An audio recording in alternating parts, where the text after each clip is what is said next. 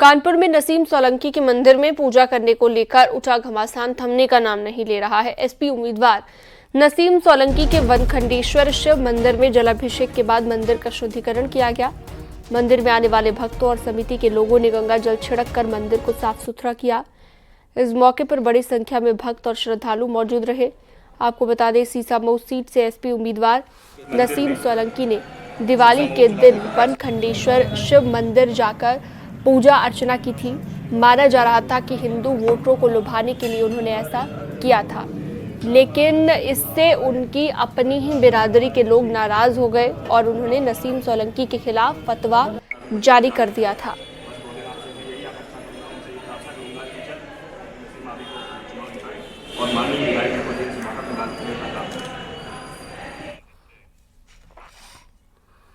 मंदिर मामले में नसीम सोलंकी की सफाई सामने आई है। समर्थकों के कहने पर गई थी, ये कहना है नसीम सोलंकी का। दीपावली की बधाई दी गई थी और नसीम सोलंकी ने फतवे पर बोलने से इनकार भी कर दिया है।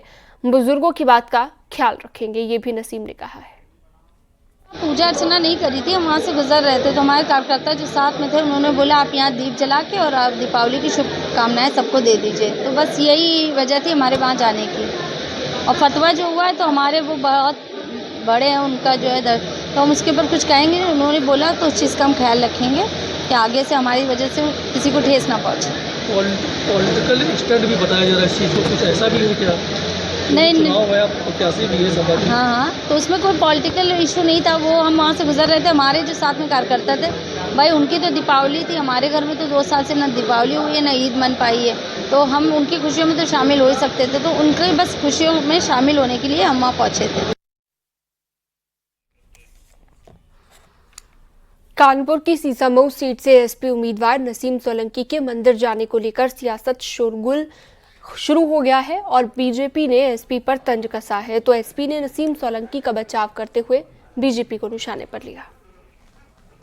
इरफान सोलंकी की पत्नी नसीम सोलंकी वो भगवान शिव की पूजा अर्चना करने के लिए चुनाव के वक्त पे चली गई, तो ये बात कट्टरपंथियों को अब नागवार गुजर गई है और इसलिए कट्टरपंथी अब फतवा जारी कर रहे हैं। इसलिए जब दूसरों के घर में आग लगाते हैं ना, तो अपने घर में भी आग कभी न कभी पहुंची जाती है। कट्टरपंथ से देश का भला नहीं होने वाला है, सबका साथ सबका विकास से भला होने वाला है। वैसे भी चुनाव के आधार पर जो लोग भक्ति प्रदर्शन करने लगते हैं ना, उनका ऐसा ही असर होता है। मजबूरी बस नसीम सोलंकी जी को चुनाव लड़ना पड़ रहा है। उनके पति को सरकार ने फंसा दिया और अत्याचार अन्याय करके जेल भेजा। उस परिवार ने बहुत संकट दुख सहन किया है। तो ऐसे संकट के समय में कुछ लोगों ने जो भी सलाह दी हो, वो एक उसको सहानुभूतिपूर्ण देखना चाहिए। पीड़ित और परेशान व्यक्ति सब तरफ से मदद मांगता है, सब तरफ से अपनी समस्याओं से निजात पाने की कोशिश कर लेता है। तो मुझे लगता है कि धर्म का विषय तो धर्मगुरु ही जानते, लेकिन वो पीड़ा में है। उसके पति तमाम समय से, बहुत लंबे समय से जेल में हैं। ऐसी परेशानी के वक्त में उसकी परेशानियों को ध्यान में रख के सारी बात पे विचार करना चाहिए। वहीं इस मामले में बरेली ऑल इंडिया मुस्लिम जमात के राष्ट्रीय अध्यक्ष मौलाना मुफ्ती शहाबुद्दीन रजवी बरेलवी ने फतवा जारी कर दिया है। मौलाना ने कहा कि उन्हें तौबा करनी चाहिए और कलमा पढ़ना चाहिए। महिला ने भी ऐसा अमल किया है, उसको चाहिए कि वो तौबा करे, तजदीद ईमान करे, यानी दोबारा कलमा पढ़े और भविष्य में कोई ऐसा अमल न करे जो उसके ईमान पर फर्क पड़ता हो। बीजेपी नेता दुष्यंत गौतम ने इस मामले में समाजवादी पार्टी को निशाने पर लिया। दुष्यंत गौतम ने आरोप लगाया कि समाजवादी पार्टी के उम्मीदवार वोट के लिए मंदिर मंदिर घूम रहे हैं। समाजवादी पार्टी राम मंदिर का निर्माण तड़ाए उसको ठुकराने वाली पार्टी आप आज वोट के लालच के अंदर मंदिरों में धक्के खाने के लिए मजबूर हो रहे हैं। ये सनातन की मजबूती है, सनातन का बढ़ता हुआ कद है, आज आपको मजबूर कर रहा है। तो मुझे लगता है जो फतवा जारी करने वाले हैं इस पे नहीं, इनको समाजवादी पार्टी पे भी फतवा जारी करना चाहिए, पूरी पार्टी पे जो फतवा जारी करना चाहिए कि ये तो आपकी ही पार्टी है ना, आपके बिचौरे पे चलने वाली पार्टी है।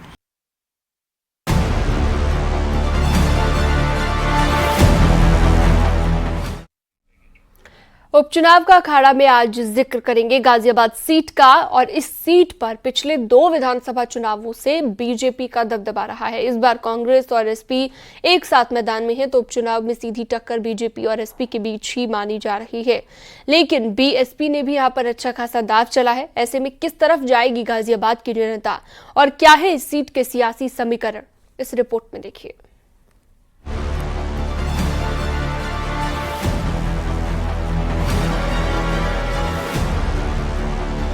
9 सीटों पर उपचुनाव की लड़ाई तेज हो चुकी है और मतदान में अब ज्यादा वक्त नहीं है, तो ऐसे में तमाम सीटों पर हर दल बढ़त बनाने की कोशिश में अपने अपने दांव चल रहा है। उपचुनाव के अखाड़े में आज आपको दिखाएंगे गाजियाबाद सीट का समीकरण और यहाँ के लोगों के मन में क्या चल रहा है। आगामी 13 नवंबर को होने वाले चुनाव में गाजियाबाद भी शामिल है, क्योंकि यहाँ से विधायक रहे अतुल गर्ग जो कि सांसद का चुनाव लड़े थे और लोकसभा पहुंच भी चुके हैं, तो ऐसे में सीट खाली हो गई, जिसके बाद यहाँ भी उपचुनाव होना है जो कि आगामी 13 नवंबर को होना है, जिसको लेकर तमाम दलों ने, तमाम पार्टियों ने तैयारी पूरी कर ली है।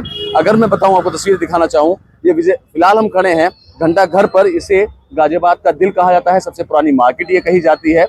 यहाँ कुल जो विधानसभा है इसमें तकरीबन 4,67,675 वोटर्स हैं, जिनकी संख्या अभी थोड़ी सी और बढ़ी भी है। ऐसे में कयास इस बात के भी लगाए जाते हैं कि ये जो सीट है इसको, गाजियाबाद की जो सदर सीट है, इसको भाजपा की रिजर्व सीट कहा भी जाता है। गाजियाबाद सीट को 2 हिस्सों में देखा जाता है, शहर और लाइन पार क्षेत्र। इन दोनों ही क्षेत्रों में कुल वोटर्स की बात करें तो यहाँ 4.5 लाख के आसपास वोटर हैं। चुनावी फाइट की बात करें तो समाजवादी पार्टी ने यहाँ से सिंह राज जाटव को मैदान में उतारा है, तो वहीं बीजेपी ने इस बार यहाँ संजीव शर्मा को मौका दिया है। उधर बीएसपी ने भी यहाँ अपना दांव खेला है और पीएन गर्ग को मैदान में उतारा है। ये मैं अपने कार्यकर्ताओं के बल पर कह सकता हूँ कि मैं 100% आश्वस्त हूँ। गाजियाबाद की महान जनता, गाजियाबाद की सम्मानित जनता भारतीय जनता पार्टी के साथ है और एक बड़ी जीत यहाँ पर गाजियाबाद सदर में होने जा रही है। इस बार गाजियाबाद की जनता का प्यार, स्नेह और पूरा सम्मान मुझे मिल रहा है और इस बार बसपा यहाँ से चुनाव गाजियाबाद से जीतेगी। लेकिन पूर्व से माना गया है कि जो सीट है, शहर सीट जो है, इसको भाजपा की सीट माना गया है। वो पहले कभी रही होगी, इससे पहले बसपा के प्रत्याशी भी यहाँ जीते हैं, कांग्रेस भी जीती है। ऐसा कुछ नहीं है कि ये भाजपा की सीट है, ये सीट हमेशा बदलती रहती है और इस बार भी ये इतिहास बदलने जा रहा है। ये सीट बसपा की झोली में आने वाली है। गाजियाबाद विधानसभा सीट पर लगभग 4,20,000 मतदाता हैं। इनमें कई अलग अलग जातियों का प्रतिनिधित्व है। सभी राजनीतिक दलों के लिए ये सीट काफी अहम है। इस सीट पर दलित 80,000, ब्राह्मण वोटर्स 55,000, ओबीसी वोटर्स 45,000, वैश्य मतदाता 35,000, मुस्लिम वोटर्स 35,000 और यादव वोटर्स 12,000 हैं। लेकिन समाजवादी पार्टी ने जो अपना कैंडिडेट लास्ट मोमेंट पर उतारा है वो शेड्यूल कास्ट से उतारा है, और जो व्यक्ति चुनाव में इसमें उतारा है तो वो कहीं ना कहीं समाजवादी पार्टी ने यह सोचे, क्योंकि मुस्लिम कैडर वोट तो मान के चलिएगा कि जो करीबन 1.5 लाख के आसपास मुस्लिम वोटर है, उसमें से लगभग आधा भी अगर हम मान के चलें 75,000 वोट तो लगभग मिल जानी चाहिए, क्योंकि कांग्रेस और इनका इंडिया गठबंधन का गाजियाबाद सीट पर पहले एसपी ने कांग्रेस को गठबंधन में हिस्सेदारी दी थी, लेकिन कांग्रेस के वॉकआउट के बाद एसपी ने अपने उम्मीदवार को उतारा है। सीधी टक्कर बीजेपी और समाजवादी पार्टी के बीच ही मानी जा रही है। हालांकि ठीक ठाक दलित वोटर्स वाली इस सीट पर अगर बीएसपी को अपने कोर वोटर्स का साथ मिलता है तो टक्कर दिलचस्प हो सकती है। लोकसभा चुनाव हो या विधानसभा चुनाव हो, पिछले काफी समय से भारतीय जनता पार्टी के खाते में ही जाती रही है। भारतीय जनता पार्टी इसको अपना सुरक्षित सीट मानती है और गाजियाबाद में जातिगत गणना की बात कहें तो दलित वोट और मुस्लिम वोट, काफी संख्या में दलित वोट बीजेपी की तरफ रुझान करता है। गाजियाबाद सीट पर बीजेपी एक बार फिर जीत हासिल कर पाएगी या फिर एसपी इस बार पलटवार करने में कमाल करेगी। संभव है कि बीएसपी को अगर दलित वोटर्स का साथ मिला तो मुकाबले में एक बार फिर से मायावती की वापसी हो सकती है। लेकिन समीकरणों के इतर असली फैसला गाजियाबाद के वोटर्स ही करेंगे। हालांकि इस बात को भी अतिशयोक्ति नहीं होगी कि जो वोटर्स हैं उनका जो लुभाव है वो आज भी भाजपा की ही तरफ है, क्योंकि जो भाजपा का कोड कैडर है वो भाजपा को ही वोट करता है।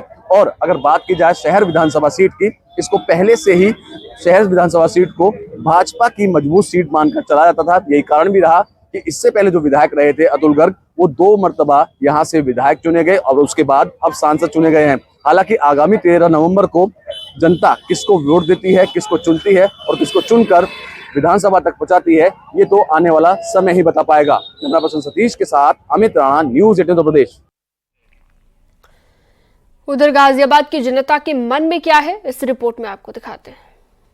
13 नवंबर को होने वाले उपचुनाव में गाजियाबाद भी शामिल है। ऐसे में गाजियाबाद की जनता का क्या कहना है, उनसे जानने के लिए बात करते हैं। सीधा चाय पे चर्चा यहाँ करेंगे। कुछ लोग यहाँ बैठे हैं, उनसे ही सीधा जानते हैं और बात करते हैं। सर, जानना चाहूंगा, उपचुनाव है, हालांकि इस सीट को जो सदर सीट है कहा जाता है भाजपा की रिजर्व सीट है, ये क्या कहेंगे, इस बार कुछ हलचल है? जी, हकीकत तो यही है कि भाजपा की रिजर्व सीट है। भाजपा के प्रत्याशी हमेशा जीतता रहे, सांसद विधायक हमेशा भाजपा के रहे हैं। सीट पे मंत्री बने और सीट पे आने के बाद और बहुत रोचक मुकाबला हो गया। मगर जो मेन खेल है वो वोटिंग परसेंटेज का, जितनी वोटिंग परसेंटेज भाजपा के पक्ष में निकलेगी उतनी ही सीट विजय, मतलब वोटों से हमारा प्रत्याशी विजयी होगा। आपसे जानना चाहूंगा, लगातार एक मांग उठाई जा रही थी कि अगर लाइन पार क्षेत्र एक बहुत बड़ा इसमें रोल प्ले करता है कि वहां का कोई प्रत्याशी बन जाएगा तो उसको भारी मतों से जिताया जाएगा। यही कारण भी रहा कि गठबंधन के जो सपा के प्रत्याशी हैं वो लाइन पार क्षेत्र से लिए गए हैं। तो लगता है कुछ वोट कटिंग होगी या कुछ? देखिए, भाजपा का जो वोट बैंक है वो वोट बैंक भाजपा का कट्टर वोट बैंक है और वो वोट बैंक केवल भाजपा को, कमल को, फूल को देखकर ही वोट करता है। प्रत्याशी उसके लिए कोई मैटर नहीं रखता है, तो ऐसा कोई फर्क पड़ने वाला है नहीं। अच्छा, मुद्दे तो मैटर करेंगे चुनाव में। मुद्दे क्या होंगे, क्या लगता है, क्या मुद्दे होने चाहिए चुनाव के अंदर? मुद्दा तो महंगाई का मुद्दा है, महंगाई है, महंगाई का मुद्दा मुख्य मुद्दा है। गठबंधन का जो प्रत्याशी है हमें लगता है कहीं भी तोड़ में नहीं है भाजपा से। भाजपा की एक तरफा जीत होगी, संजीव शर्मा जीत के आएंगे और विधायक बन चुके हैं। वो जो प्रत्याशी हैं, एक लंबा सफर उनको हो गया, तकरीबन 18 से 20 साल भाजपा से जुड़े हुए। बीजेपी आया तो बनते आए हैं और बीजेपी वाले ही बनते रहेंगे। तो मजबूत पार्टी वही है। कहा यह जा रहा है, अगर मार्केट के हलकान की बात करूं तो वहां से आवाज आ रही है कि हाँ, इस बार थोड़ा कठिन होना लिया रहा बीजेपी की। मुझे नहीं लगता ऐसा दूर दूर तक भी संभव नहीं है, क्योंकि वो शहर से जुड़े व्यक्ति है ही नहीं और लोग बाग उन्हें पहचानते भी नहीं है। तो इसीलिए जो है संजीव शर्मा ने 7 साल का कार्यकाल रहा है संजीव शर्मा जी का, और बढ़िया कार्यकाल रहा है। कार्यकर्ता सब एक साथ जुड़े हुए हैं, विधायक हो, MP हो, मंत्री हो, सब लोग उनके साथ है, पब्लिक उनके साथ है, तो कहाँ जाएगी सीट? अच्छा, मुद्दे क्या मान के चलते हैं गाजियाबाद में? मुद्दे क्या होंगे जिनको लेकर जो वोटर्स हैं, चाहे किसी को भी वोट करें, तो किन मुद्दों पे वोट करने वाले हैं वोटर्स? आज के टाइम में मुद्दा तो एक थोड़ा सा जाम का मुद्दा है, वो सब देखिए छोटे मोटे मुद्दे हैं। जानना चाहूंगा कि इस बार के जो मुद्दे होंगे, किन मुद्दों पे वोट करने वाले हैं और क्या लगता है कि भाजपा की सीट इसको कहा जाता है हमेशा से ही? देखो, जो सबसे बड़ा मुद्दा यही है कि सड़कों पर जाम की स्थिति बहुत ज्यादा है।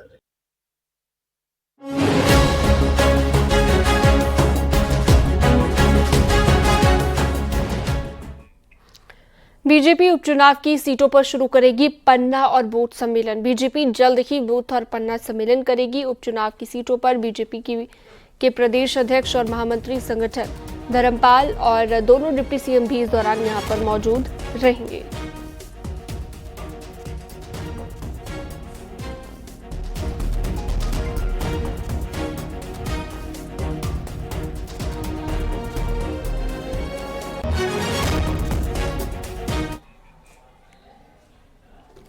यूपी में इन दिनों एसपी और बीजेपी में पोस्टर वॉर चल रहा है। बीजेपी के बटेंगे तो कटेंगे वाले नारे पर अखिलेश यादव ने पलटवार किया और एक्स पर लिखे अपने पोस्ट में अखिलेश यादव ने लिखा कि बीजेपी का नकारात्मक नारा उनकी निराशा और नाकामी का प्रतीक है।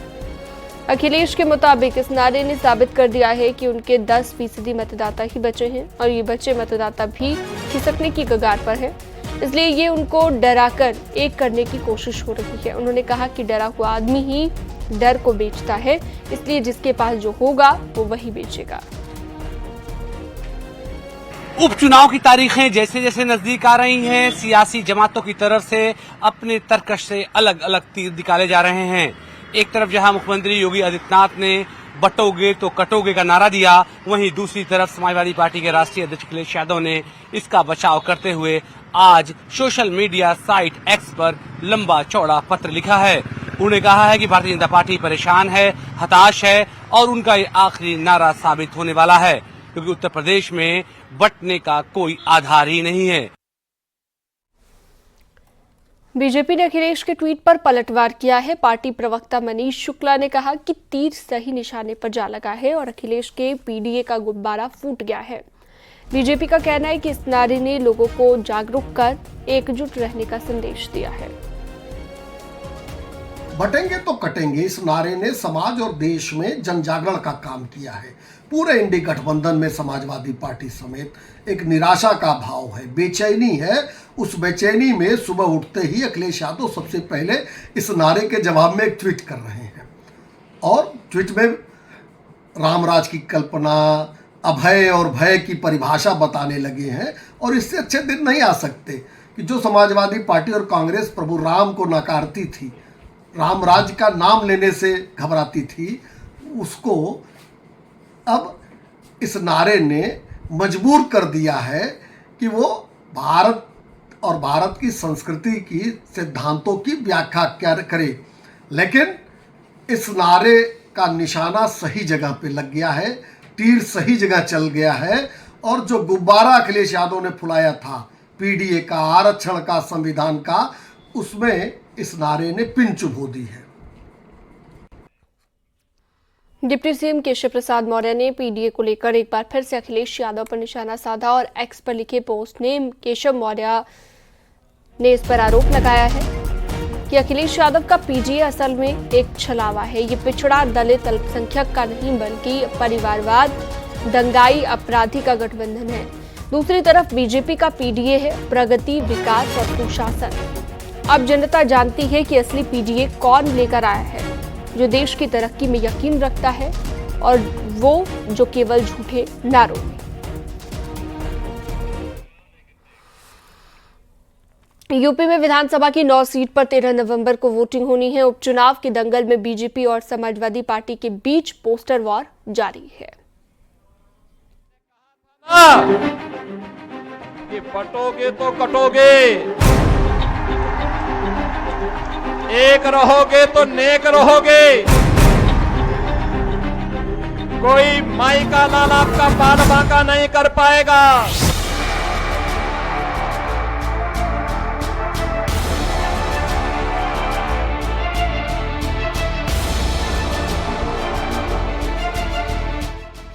सीएम योगी आदित्यनाथ के बटेंगे तो कटेंगे वाले बयान के बाद समाजवादी पार्टी के ऑफिस के बाहर कई पोस्टर लग चुके हैं। लखनऊ में एक नया पोस्टर लगाया गया है जिसमें लिखा है कि जुड़ेंगे तो जीतेंगे।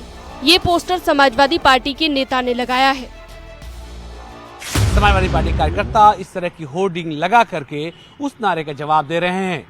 इस बार इसमें लिखा गया है जुड़ेंगे तो जीतेंगे। पूर्व मुख्यमंत्री और समाजवादी पार्टी के राष्ट्रीय अध्यक्ष अखिलेश यादव का एक फोटो बड़ा इसमें लगाया गया है। साथ ही इस बात को फोकस किया गया है कि समाजवादी पार्टी के जो वोटर हैं वो जुड़ें तभी जीतेंगे। इससे पहले पीडीए को लेकर समाजवादी पार्टी ने होर्डिंग लगवाई थी जिसमें लिखा था न बटेंगे न कटेंगे, 2027 में नफरत वाले हटेंगे। एसपी ऑफिस के बाहर ये चौथी होर्डिंग है जिसमें ये बात कही जा रही है कि जुड़ेंगे तो जीतेंगे। दोनों सियासी दल एक दूसरे पर नफरत की राजनीति करने का आरोप लगा रहे हैं।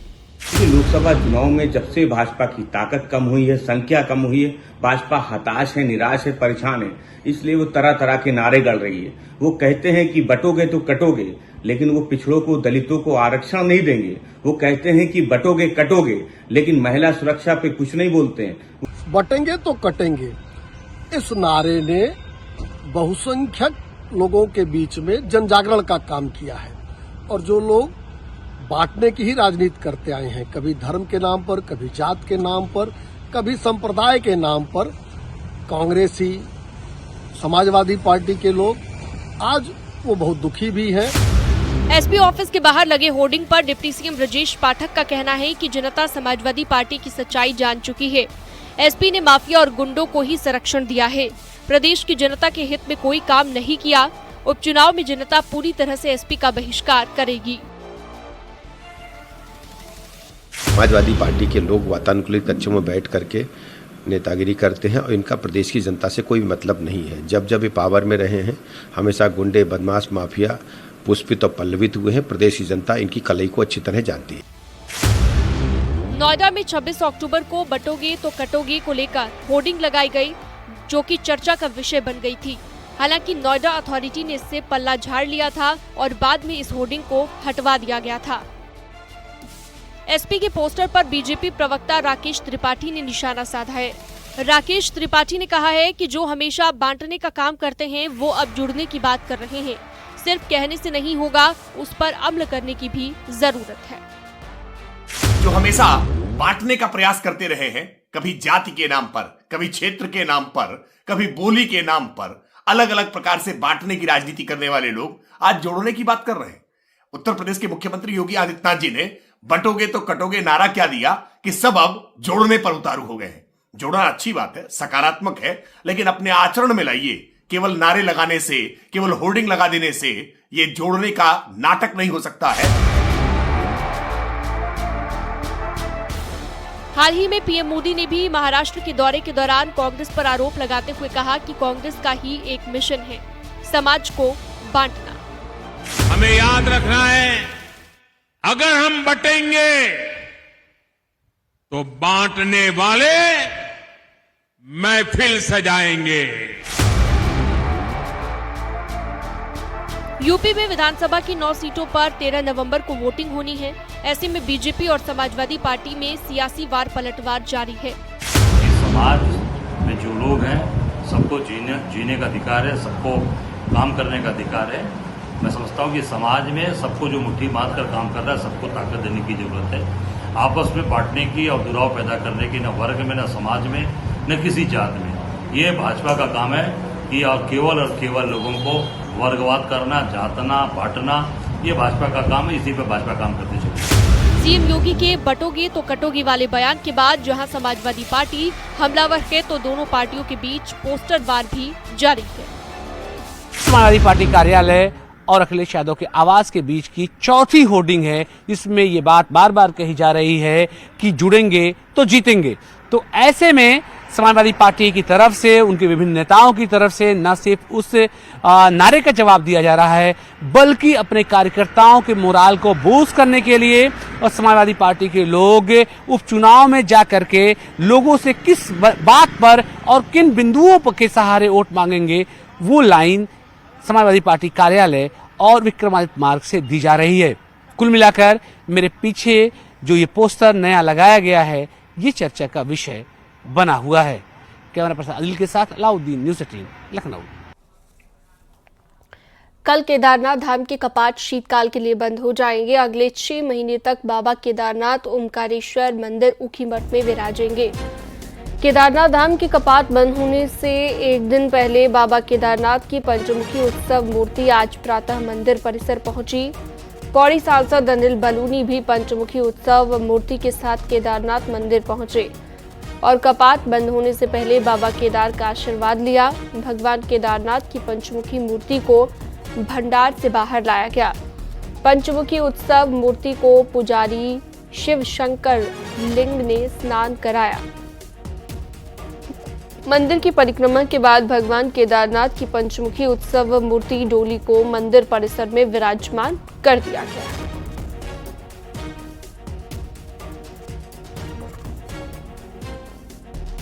देखिए, हम लोग जो केदारनाथ धाम है हमारा और बद्रीनाथ जी के मंदिर है, इस पूरे जो हमारे विशेष तौर पे हमारे जो चारों धाम हैं, इन पर्यटन की किस प्रकार से गतिविधियों को और बढ़ाना है। और हम लोगों का ये पूरा लक्ष्य है कि जो गढ़वाल के अंदर तीर्थाटन और हमारा जो पर्यटन है, इससे कैसे लोगों को रोजगार से जोड़ा जाए, लोगों को किस प्रकार से इसके जो प्रत्येक हमारे बेरोजगार युवा हैं उनको किस प्रकार से जोड़ा जाए, उसकी हम तैयारी कर रहे हैं। और आने वाले समय में हम लोग बद्रीनाथ जी की यात्रा, अपनी केदारनाथ जी की यात्रा को किस प्रकार से और सुव्यवस्थित करें और भव्य बनाएं।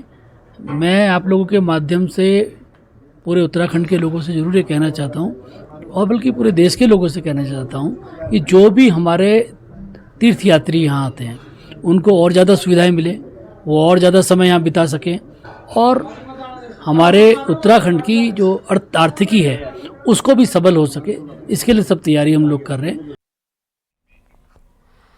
AIMIM चीफ असदुद्दीन ओवैसी ने केंद्र सरकार पर बड़ा आरोप लगाया है। ओवैसी ने कहा कि वक्फ बिल के जरिए मुसलमानों की मस्जिदों को, जमीनों को और दरगाहों को हासिल करना चाह रहे हैं। वक्फ बिल वक्फ को बचाने के लिए नहीं, वक्फ को लूटने के लिए लाया गया है। मेरे वक्फ बोर्ड का मामला आएगा मुसलमानों का, उसमें आप बोलेंगे नहीं कोई नॉन मुस्लिम को मेंबर बनाएंगे। क्यों बनाएंगे भाई आप? ये आर्टिकल 26 का वायलेशन है नहीं है? आप काशी विश्वनाथ में बनाइए, कोई नॉन हिंदू को नहीं बना सकते। आप उड़ीसा में नहीं बना सकते, तमिलनाडु में नहीं बना सकते, तेलंगाना में नहीं बना सकते, आंध्रा में नहीं बना सकते। अमरनाथ जी यात्रा बोर्ड है, कितने नॉन हिंदू को बनाया आपने बताइए? यही तो हम बता रहे हैं, इनकी नीयत साफ नहीं है नरेंद्र मोदी की। कल जब ये बिल लेकर आएंगे पार्लियामेंट में तो बोलेंगे देखो मुसलमानों से हमने उनकी मस्जिद छीन ली, हमने दरगाह छीन ली उन लोगों से, हमने उनकी जमीन छीन ली। पहले झूठा प्रोपेगेंडा करे।